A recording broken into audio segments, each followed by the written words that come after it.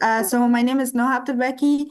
I'm based in Cairo, Egypt. I'm an ISOC alumni, a member in ISOC Egypt chapter, and cloud engineer by profession. I'll be co-hosting today's session with my colleague Purnima. Today we're celebrating the International Women's Day by hosting some incredible women who are internet pioneers, who are internet Hall of Famers. We hope we can get inspired by their success stories. Some housekeeping rules for today's session. Today's session is in a meeting style, meaning you can all be on camera and can participate. We actually encourage interaction and participation, and then we hope to receive your questions, comments, and if you want to speak, please raise your hand. And please be mindful with the Internet Society's Code of Conduct when engaging in conversation inside the session. We'll post more details here on chat.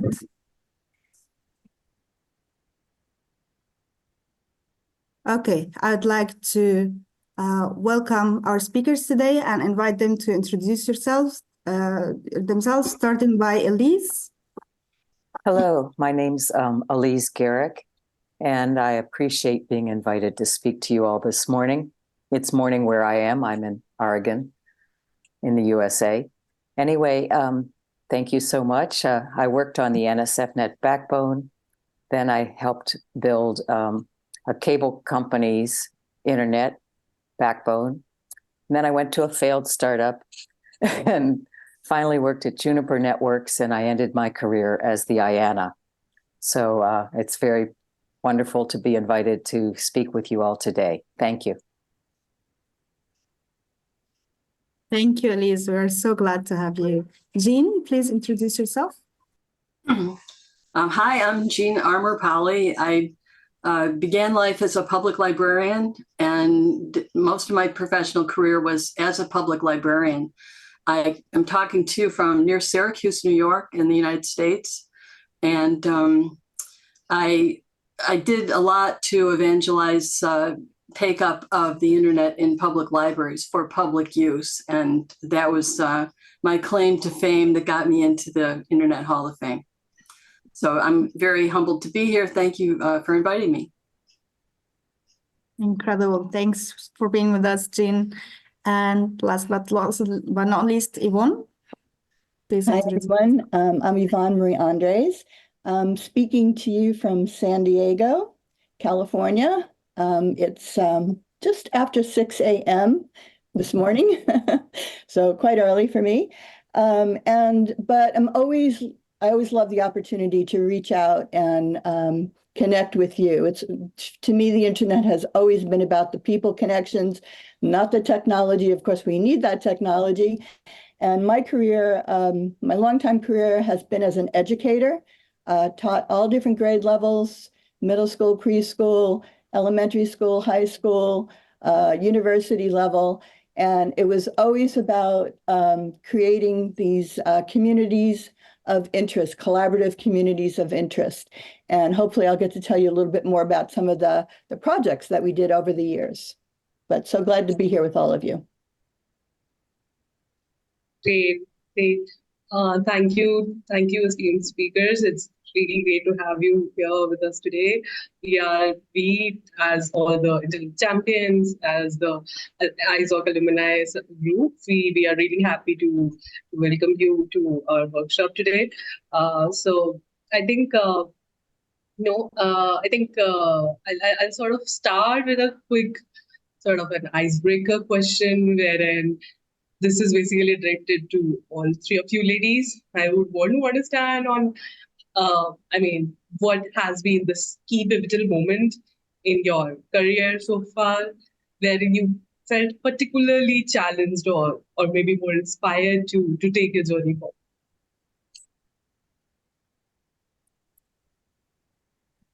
Well, I'll jump in since I went last on the introductions. So it's very clear to me what the pivotal moment was for me. I was teaching these very low achieving middle school students that had very little interest in education. They had very little interest in the world in general. They came from, many of them came from very troubled backgrounds. Their parents, some of the parents had been incarcerated, and some of them were, it was just a very poor area. And I was just looking for something that would get them excited and want to change their own lives.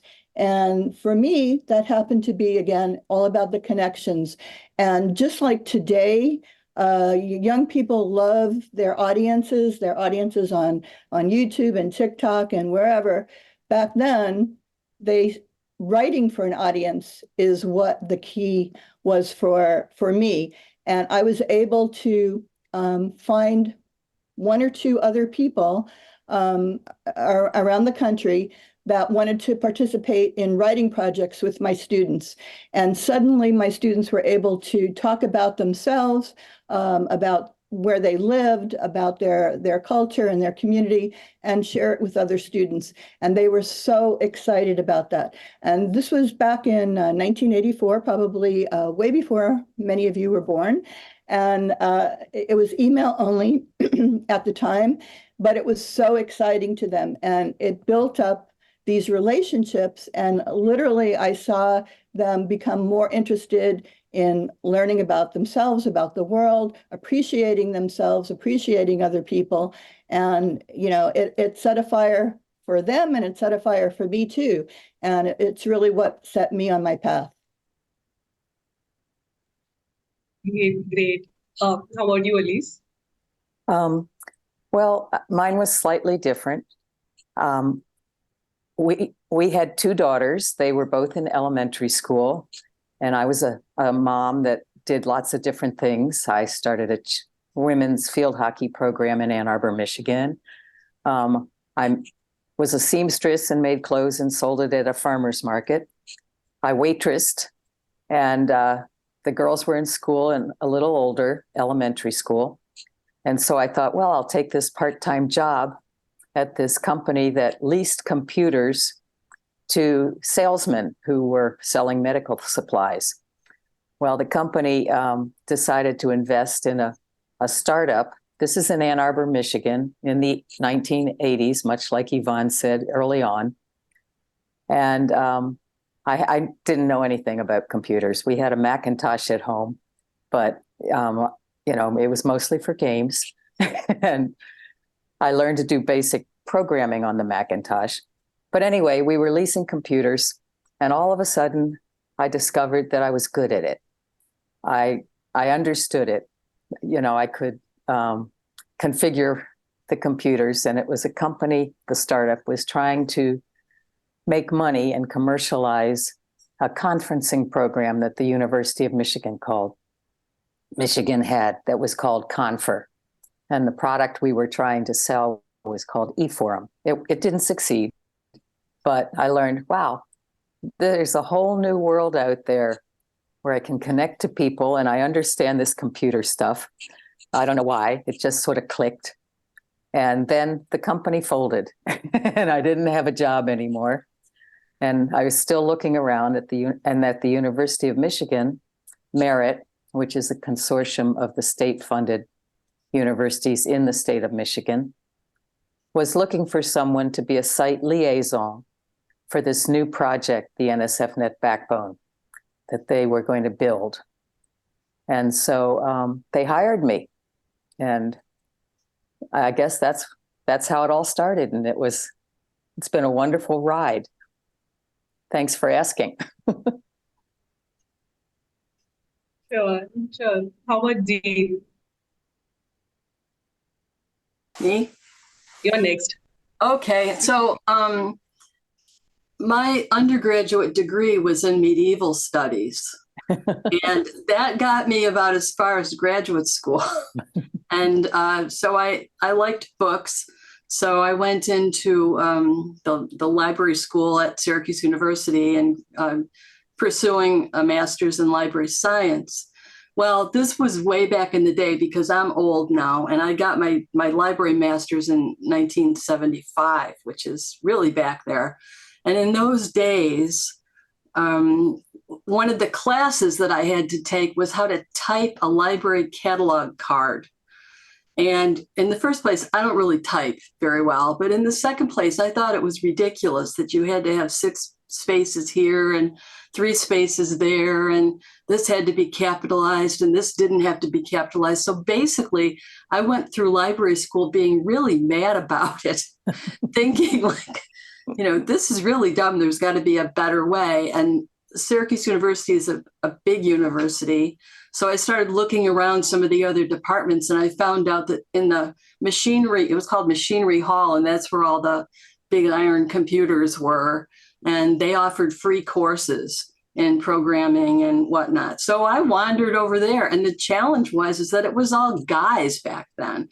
And, there are very few, XX DNA chromosome people over there like me. So I had to basically fight for a terminal to get some time on the computers. But, I kept at it. And so I came out of library school, not really knowing very well how to type a catalog card, but knowing a lot more about computers than the average graduate. So when I got into a public library, as just a reference librarian, I just kept my eyes open. And I think that's something really important, is to keep your eyes open into other fields, to see what's going on. It's some field that you don't even know anything about, sort of, just keep your radar out there, and see what sorts of things that you might be able to leverage from another field into yours. And so that's what I did. And in those days, like Yvonne was saying, schools had computers, personal computers, but people didn't have them in their homes or on their phones. That was just a dream. But so I had gone to a library conference and didn't spend my time in the public librarian track. I was in the school librarian track because they had the computers. So I was over there spying on what they were up to. And then I came back to my public library and managed to talk the library board into purchasing a public computer, a computer that we would then offer to the public after we got trained on how to use it. So that was another big challenge, though, too, is how to talk someone into your dream. And that's very hard if you've got an entrenched sort of culture, because people, especially in the library profession, are not, were not risk takers, and they were really risk adverse. And if they didn't do it 10 years ago, they didn't want to do it now. So it was very, very hard to inspire people to love the sea, as they say, and to build a boat because they not only because you're telling them to build the boat, but because they want to love the ocean and the free spiritness of it. I didn't make that up, but I stole it from somewhere on the internet.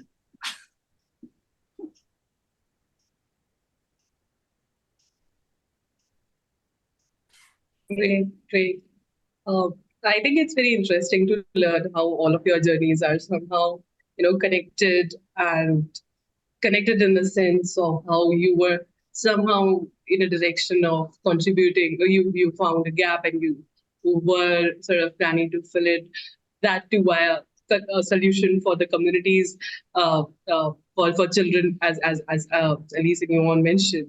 So I think it's really interesting. Noah, over to you for the next segment. I'm really inspired by how each one of you has started their career either by coincidence or driven by a passion to resolve a cause, or by eagerness to learn more or to know more, or to be present in a male-dominant field. So my next question to Elise, I guess you already tackled this in your introduction, but I would love to know what motivated you. We know what motivated you to pursue a career in the internet sector, but what motivated you to stay in the same career path or discover new opportunities in the internet sector? Good question. Let's see. I think one of the things that, intrigued me about the early internet days was that it was so early and there was so much we didn't know and there was so much to learn. And the camaraderie. I was very, very fortunate to be at Merit. And we had a very small, close-knit team. We were working with some very large industry partners, IBM and MCI. Excuse me, MCI is no longer a telco, but at the time, they were a very critical partner to our success on the NSFNet backbone. And the camaraderie of the team and the teamwork just made the industry sound fabulous, not only sound fabulous, but be fabulous. And there was so much that nobody knew or how to do, and so many opportunities to not really invent things, because that would be more like a true scientist, but because I'm not a scientist, but to make changes and make an impact. And we all worked together. It wasn't as if there was one person who had to be the most important person in the world. Everybody, input was valued, and everybody got to have a shot at succeeding or failing at something that we didn't know how to do. So it was really a wonderful time. I'd say it was probably the best time I've had at work, is learning together with a group of people and rolling out something that has become so widespread. At the time, it grew from very little to what it is today. And that was really exciting. So I stuck with it. Thank you so much, Elise. Yeah. We'd like to invite. Yeah, go ahead, Purnima. Right. I think I would like to delve a little more on Yvonne's journey on how she mentioned about her work around with empowers children and the motivation to take their literacy forward in a more strategic way. I wanted to understand from you, Yvonne, on if you can probably share a sort of a pivotal moment in this journey on what probably kept you going in the internet sector, probably some sort of a roadblock, if I may, or some challenges that you might have faced, and what basically kept you going. Is that for me? Question for me? Yeah. Yeah. So back in the day, schools really didn't have computers. It was in 1984 that Apple Computers started a program called Kids Can't Wait. And they gave one computer to every school. And this was in California. I'm not talking about the whole United States, but in California, they gave one computer. And the computer would show up one day in your classroom in a box with no training, no software, no information. So it was my turn. The box showed up, and my students said to me, "What is that?" And I said, "I think it's a computer." And they had, "Oh, that's exciting. Let's open it." So we opened it together. We figured out how it worked. We figured out how to connect it. But again, that was a computer. It wasn't connected to any kind of a network. But it was so, they were so interested in it that it inspired me to learn more. So my background actually prior to that was in psychology and sociology. So I sort of knew about the people skills, but I didn't really have the technology skills. But that motivated me to learn more. So I actually went back and ended up getting my master's and doctorate in educational technology, so that because it was so exciting to me. And as Elise said, it was always something new. You're always discovering something new. Back in that time, to connect your computer to the internet, you had to be very clever. And the way that schools only had maybe 1 or 2 phone lines for the entire school. So to be able to tap into that, you had to figure out, how can I do this? So the way that we figured it out was by connecting our computers when the school wasn't in session. So there was a phone line in the health office and in the principal's office, and maybe sometimes in a staff office. And we would connect these computers so that they knew how to send and receive email in the middle of the night when nobody else was using those computers. And my colleague and I, somebody named Al Rogers, we created at the time a network called Free Educational Electronic Mail. And it ran on these very primitive Apple IIe's with floppy disks and at the time 300 baud modems. They were super slow, and they used a program called Store and Forward, which meant that the students would do their writing on a floppy disk.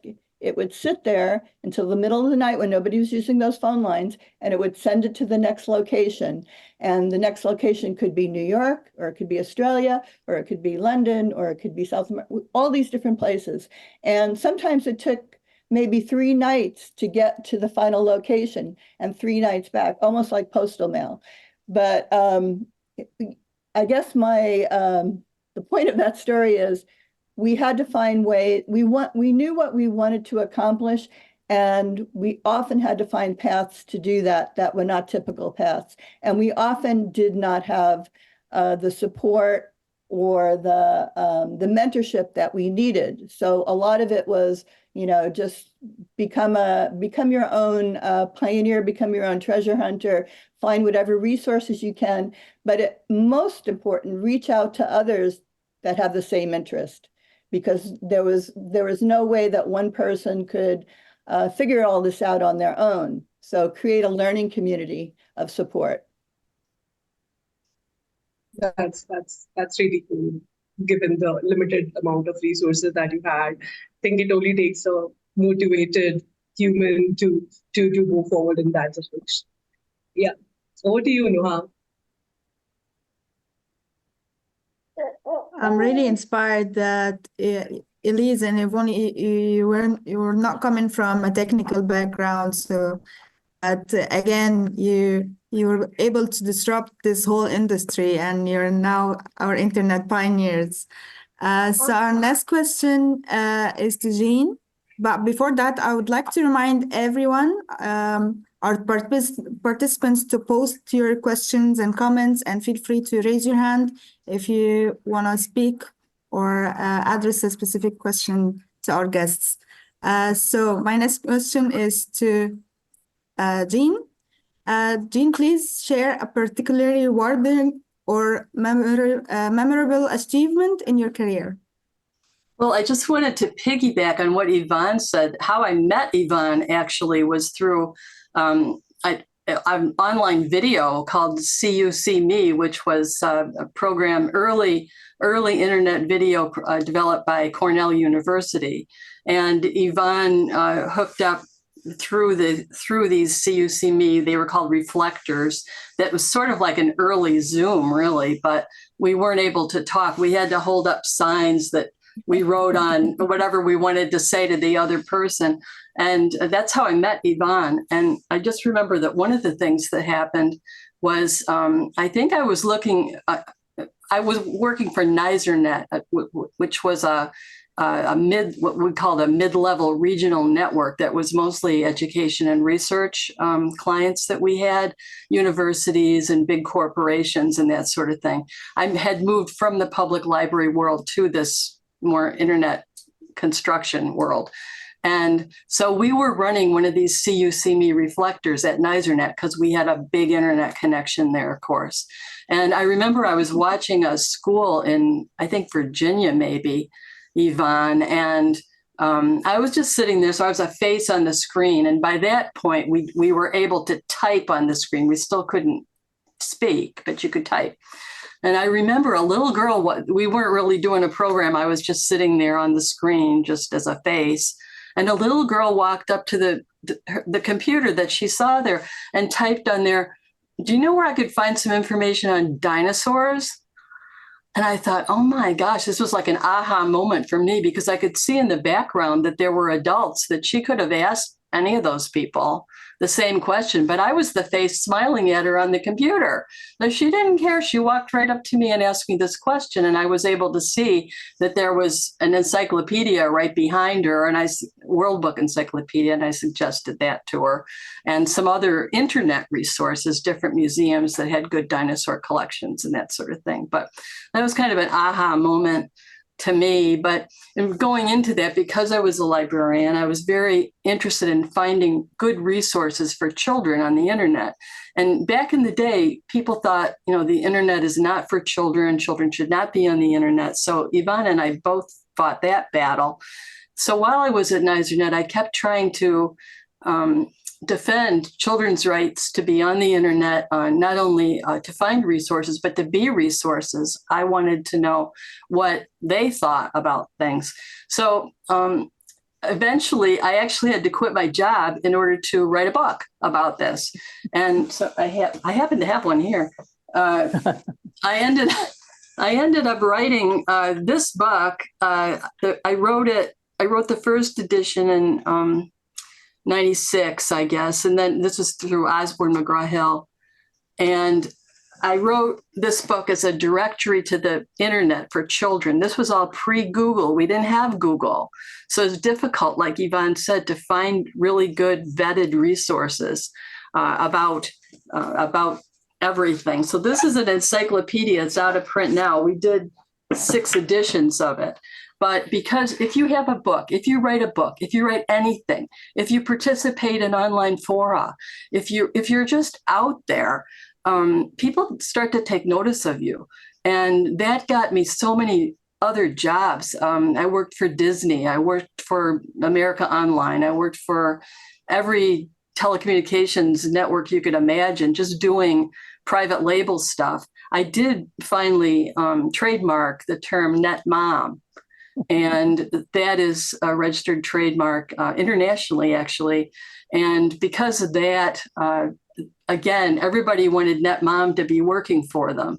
So one thing led to another. I didn't plan really much of this at all, but it's funny how we all kind of fell into this. But that was sort of a big thing for me when I did get the books published and was able to really take my business. By then I worked for myself to the next level.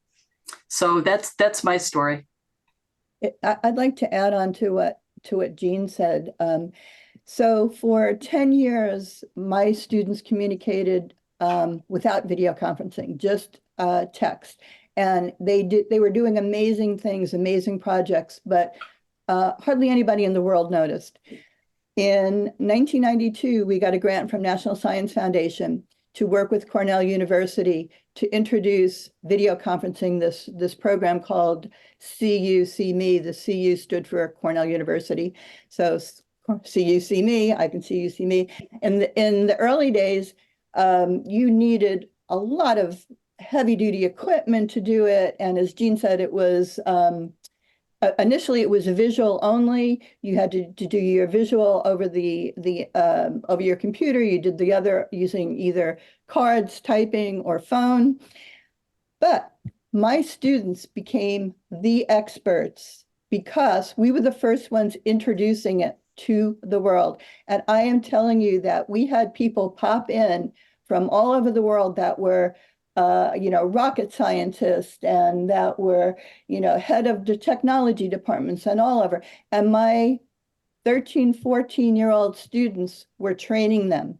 And the most pivotal moment was one day this kind of guy showed up on the screen. And my students we called them greeters, and they would greet the new people that came there. And they said, hello, who are you? And he said, I am Larry Duffy, I'm a rocket scientist at JPL.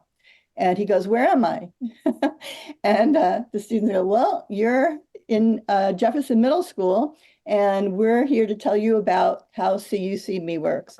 And that set up a number of those kinds of interactions where they actually trained this rocket scientist how to use video conferencing. Now, circle back now, or fast forward 30 years, this same person recently contacted me.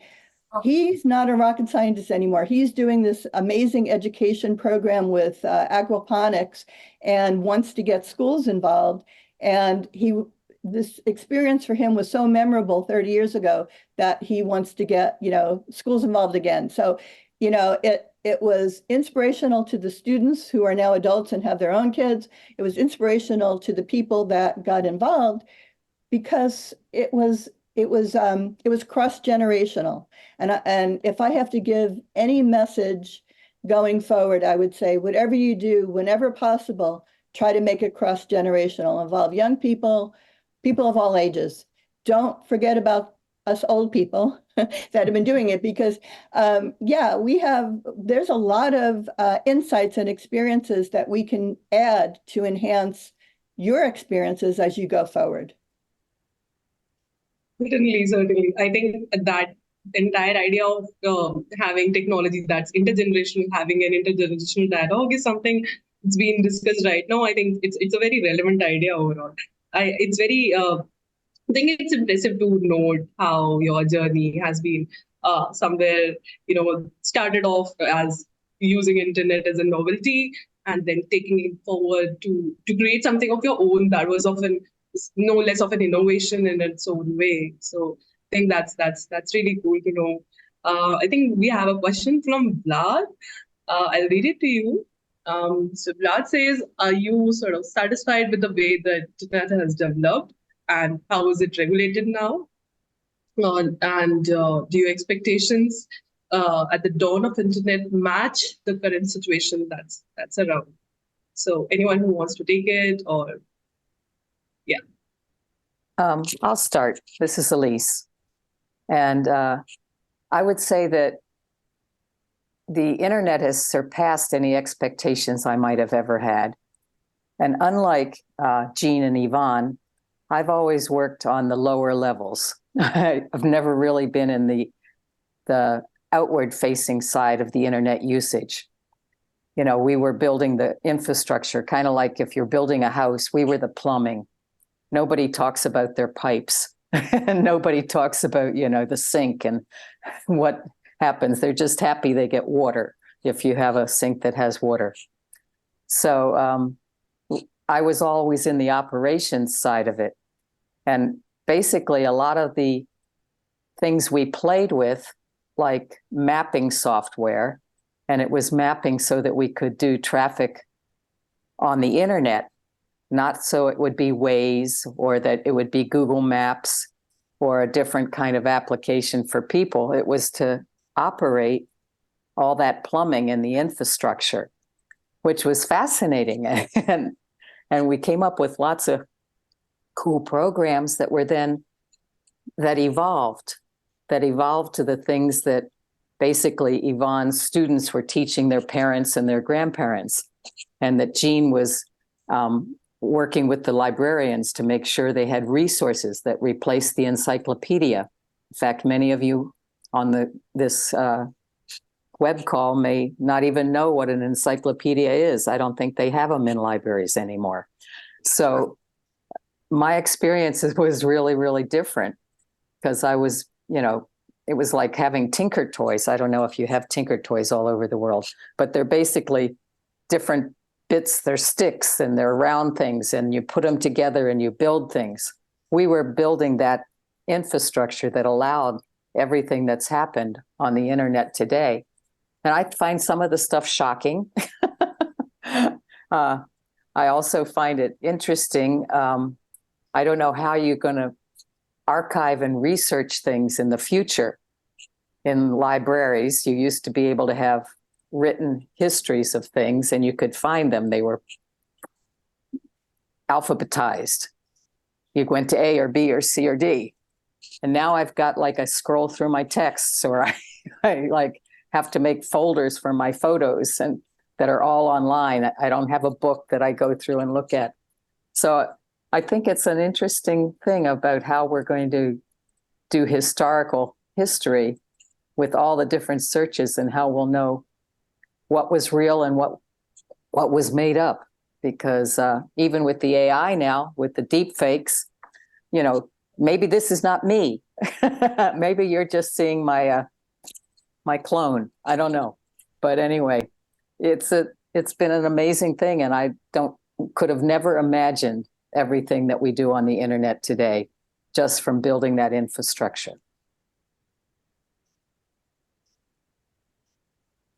Well, Yeah, I would Go ahead, please Yvonne. go ahead. Okay, I would definitely, echo what Elise has said. We were so excited just to be able to make these early connections and share resources. And, and in a relatively short period of time, suddenly so much more is available in music and art and information and all of that. But at the same time, while it is this treasure trove of wonderful resources, whether it be scientific or environmental or medical, all of these wonderful resources, covering every interest that you may have, it's also pretty scary. There's some really scary things happening right now. And as Jean said earlier on, people were always afraid to have young people on the internet. There were laws. There's the COPA law, Child Online Protection Act law, that prevents sharing of certain information, young people sharing of information. And there's dangers out there if they're not adequately supervised and these certain safeguards put in place. Having said that, that doesn't mean we can ignore it, because I think the potential is so much more than the danger. The dangers have to be addressed. You can't ignore them. But I think there's still untapped opportunities. The whole machine learning aspect of it, the artificial intelligence aspect of it. Right now, I'm working on a project that's a very interesting project and very relevant to Southern California. And it's something called WIFIRE, WIFIRE. It uses machine learning and artificial intelligence to look at data to predict and manage wildfires. So it looks at all of the vegetation, the weather conditions, the geography, where human development is, how homes and so on. And it puts all that information, scrambles it all up and says, here's where wildfires are most likely to happen. Here's where you need to have prescribed burns to prevent these wildfires from destroying entire, communities and homes and so on. So again, because my education background, I'm always looking for ways to, kind of guide education. Young people, not only young people are getting educated, people of all ages are getting educated, to use those resources to either prevent problems or solve problems. Basically, that's where we're at right now. So let's figure out how to tap into this amazing resource of information and people, always include the people, to either prevent or solve problems. I just would, I guess I'm not muted. I guess that the only thing I could add to what my colleagues have said is it is very important still to teach literacy on the internet about how to vet a site, how to find out. You can find out anything on the internet, but what's the authority of that person to teach you anything or that site? So I think there's still a lot of room for people to become very fluent in how to decide if a site is legitimate or not. And going along with that, long ago, before the web, we had what was called Gopher, which was it was an acronym, but it had to do with just text-based links to resources around the internet. And the way that you searched Gopher space was through a program called Veronica. And there were only 6 or 7 or so Veronica servers around the whole world. And they would go out and crawl these sites and index them. But in my very quick study of these things when I was at NYSERNet, I found out that the indexes were all different, that some system operators had decided not to index certain words. And one of them didn't want to index anything about a particular religion. So if you happened to hit that Veronica server, you would never find anything about that particular religion. I found other ones that the indexes had not been updated for weeks or months. Other ones were right up to date. So what's sort of missing is who's vetting the search engines, who's looking at the algorithms that are putting things up to the top on the first page. That's something that I'm very concerned about. And, I think that, don't forget that everything that Google is, or whoever you're using, Bing or whatever, is serving up to you. You should look at that sort of with a good eye too, to make sure that Google isn't trying to trick you in some way. Right. I think, these ideas of the current technology and how you as internet pioneers, how you look at it, it's also interesting, I think personally for me, because I can see how it's a lived history for all of you, the evolution of internet in itself, and I think it's really interesting to learn about your individual journeys starting out. I think for me personally speaking, not that it's Women's Day, but it's also, as women change makers, I think there are a lot of elements, there are a lot of roadblocks than your male counterparts. So I think this journey, it sounds inspirational, anyways ways. So I think we are heading towards the last question for you, and this has something to do with this. It's kind of a trend these days to be a little nostalgic. I think, and it's basically directed to all three of you ladies. The question is, what advice would you give to your younger self when she was starting out and she was starting her own journey in her own fashion in the internet sector? Are you pointing that to me? I'm sorry. You can Oh. go ahead, please. To my younger self. I guess I would say, don't try to pigeonhole yourself. I don't know if that's a common expression, but be curious and be open to expanding your thought process about what you're doing. If you go in and you have a very fixed mindset that something can only be done in a certain way, you kind of limit yourself. If when I got the job at Merit, or even the one before that failed, if my younger self had not been more curious and had not been more flexible in thinking about how to solve a problem, I might have never succeeded in doing anything but very small tasks. The same task that someone had told me how to do. But the fact that I was able and lucky to be in an environment where you could explore, well, sure, that's one way to do it, but if we did it this way, maybe we could do something else. And you have to be willing to fail to do that, because it may not work the way you think would be better. But you have to be flexible enough in your thinking to say, okay, there might be other ways, or there may be other ways to approach this problem.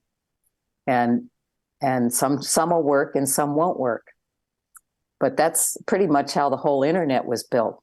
And I think it's how Yvonne built her educational programs, how Jean managed to get into library science from ancient, I can't remember, ancient something. Medieval studies.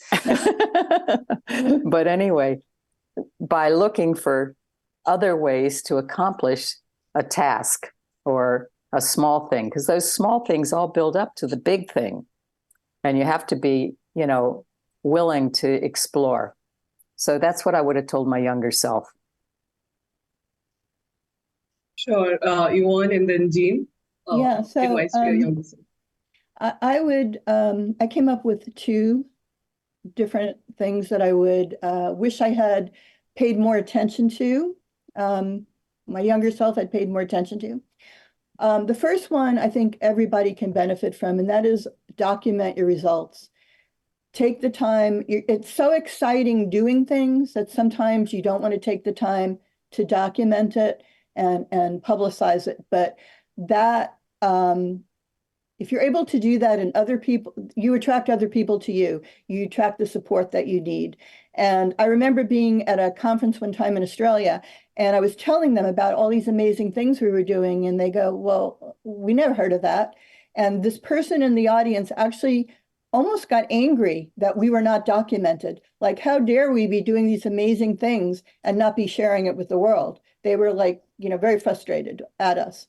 The second thing is, and it's more of a personal thing, but if you're in an industry like mine, education, when you discover something, you get so excited, you want to share it with the world.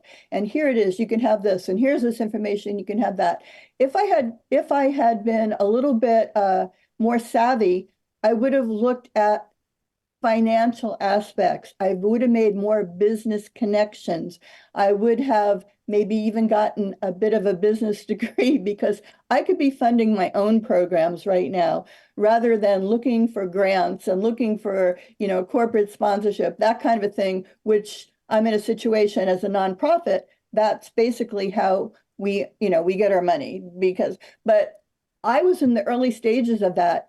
I could have been, if I had been a little bit of a more business sense, I could have been funding my own programs right now. So even if you're in public service, nonprofit, education, all of these things, I would not completely ignore the financial aspect of it. Make connections, connect with people in businesses that have the same interest and passion as you do, and learn from them. So those would be my 2 bits of advice.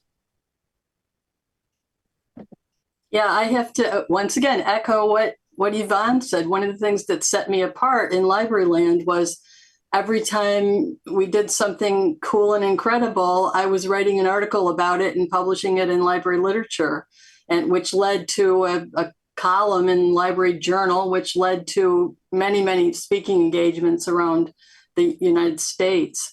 But I loved this question about what I'd tell my younger self, and I made a little list. So if you'll indulge me, drink more water. And not only that, but don't sit so much. Stand up every half an hour, take a little walk, go outside. Don't sit so much. You'll thank me later for that. Also, don't be complacent. Keep pushing against, like exactly what Elise said, that you really just have to keep yourself curious and keep looking for, well, okay, I've got a difficulty. What's the way around it? How can I make the difficulty into a positive thing? How can I leverage that to get around this problem that I've got by being curious and thinking of other angles to address it? One of my friends, Bev, was telling me about a cement truck that she saw go by one time, and written on the cement truck was, "We find a hole and fill it."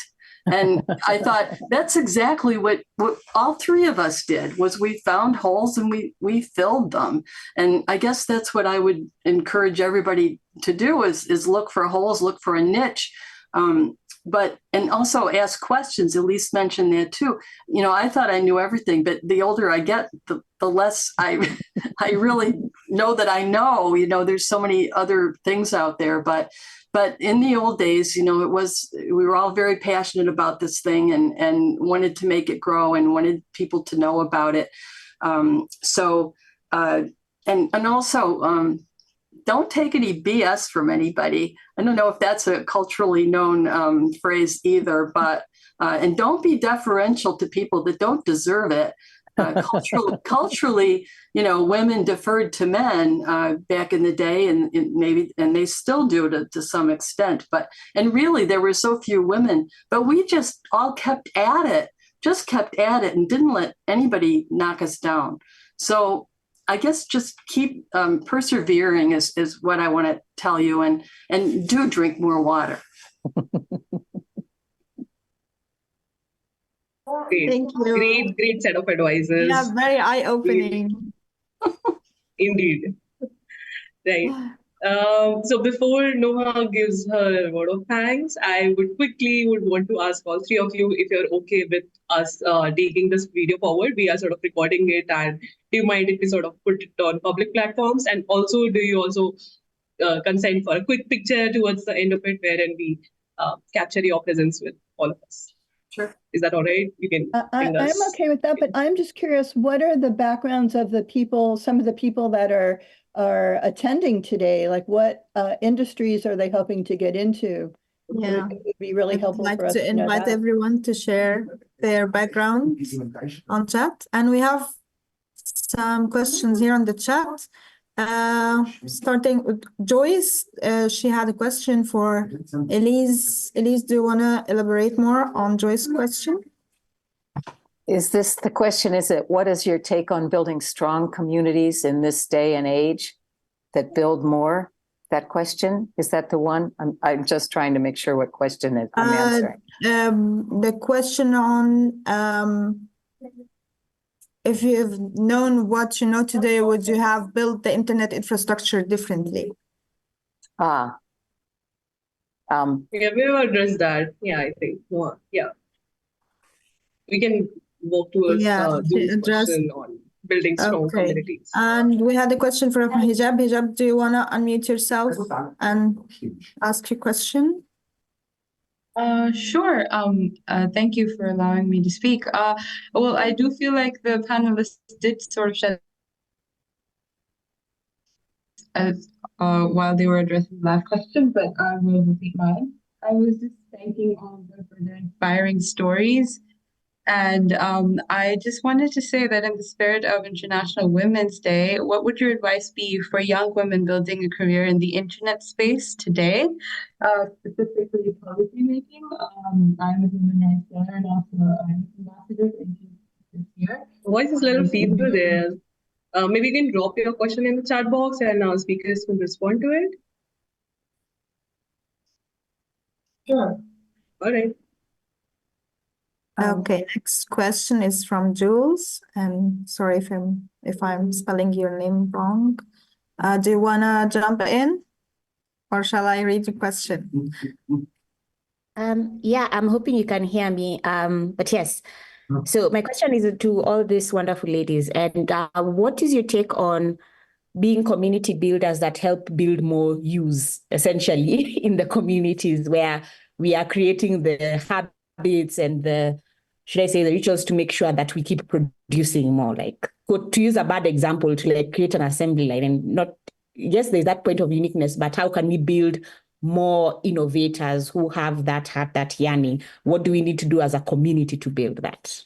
So I'd like to jump in. One of the projects that is our most successful project. We started it in 1996, so it's going to be almost 30 years. This project is happening, and we call it Cyber Fair. And it is an online virtual World's Fair where young people create artifacts about their local community. And it has been so beneficial because there are different areas that they research. They look at the local businesses, the local music, art, culture, any kind of specialties, any kind of historical landmarks. There's 8 different categories. We've created a curriculum. And so these young people, and it's for ages 8 years old through 19 years old. So there's all different grade levels. They go and they interview people, they take photographs, they take videos, and then they create what I call the virtual museum, which is these artifacts. And it's so powerful because it connects these young people with their community. Many of them didn't know what business opportunities were in their community. They didn't know what many of them didn't know the history of their community. They didn't know what the specialties were and so on. We publish those online, so that's their Cyber Fair project. And then a second part of the project is they're required to review projects from other schools. So they not only learn about what's happening in their own community, which is very powerful, and they make those connections and it connects their community to them, but they learn about what's happening around the world, in an educational, supervised way. That's super, super important. So Of all the projects I've ever done over these decades, this is the one I think that has had the most impact and power for both the individual students and for their communities. Right. Great to hear that. We're almost over time. I think the questions could be addressed a different time maybe. I would love to request everyone to please turn on their cameras so that we can have a quick picture of all of us who are here today on International Women's Day, and also to celebrate workshop of ISOC Alumni Support Group. Great. I would also request Isra to quickly take a picture of all of us. Say cheese. Yes, also for people to give time to turn on your cameras. Sure. And I am also trying to have everyone on camera. Give me some seconds. This technology stuff, you know. I know, that's it. So we are ready. 3. Are you ready? Say cheese. 3, 2, 1. We are. Cheese. Cheese. Perfect. We will share it. I will share it with you. Great. Thank you. Thanks a lot, Isra. Yeah, so Yvonne, I hope you can see our chat. Our audience is from multidisciplines. We have lawyers, we have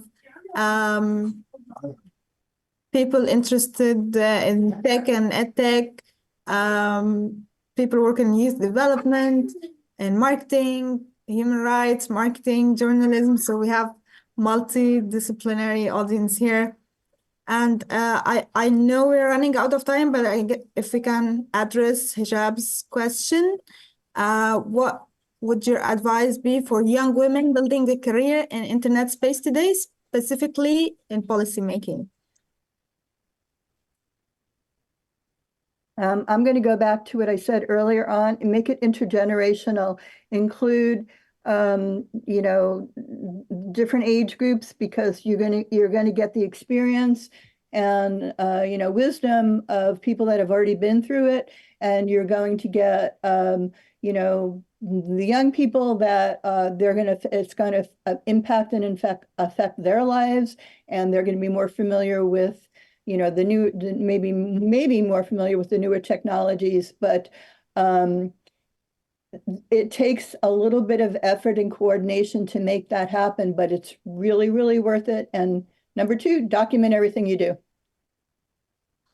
I did a lot with the at-large advisory committee for ICANN, and we were advising the board on policymaking, and it's very difficult with an international committee. It's baby steps. It's very, very small wins.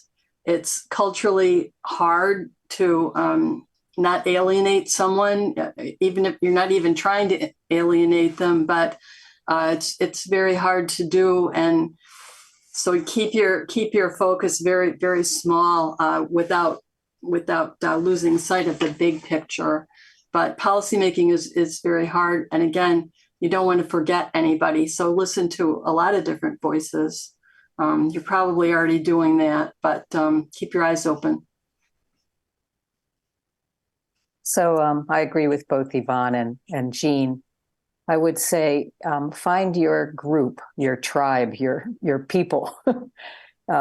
Nobody in this industry does it alone. And you may strike out. Don't find people who are negative. Look for people who are also positive and curious and willing to challenge ideas, but challenge them in a positive. Don't always just be a naysayer. You want to challenge to find, like Jean says, the way to get something accomplished, as opposed to shooting down ideas of other people, trying to make ideas better. But it helps to have I'll call it a tribe, a group of people that you can bounce ideas off of. And I think that was what made my life successful at the NSFNet, at Juniper, at ICANN, as the IANA, even when I was building the field hockey organization. There were people that I leaned on that helped me, that I could bounce ideas from. But you need those people to make yourself successful. And you make them successful in the same way. And thank you again for letting us share our thoughts. Thank you so much, Elise, Yvonne, and Jean, for joining us today, for sharing your success stories, advices, lessons learned. And myself, I really enjoyed our session today, and I hope everyone gets out of this session inspired to excel their career in the internet and tech industry. Thanks, everyone. Happy International Women's Day. It's a day worth celebrating, so enjoy it. Thank you for joining us. Thank you all. Bye. Recording Bye. stopped.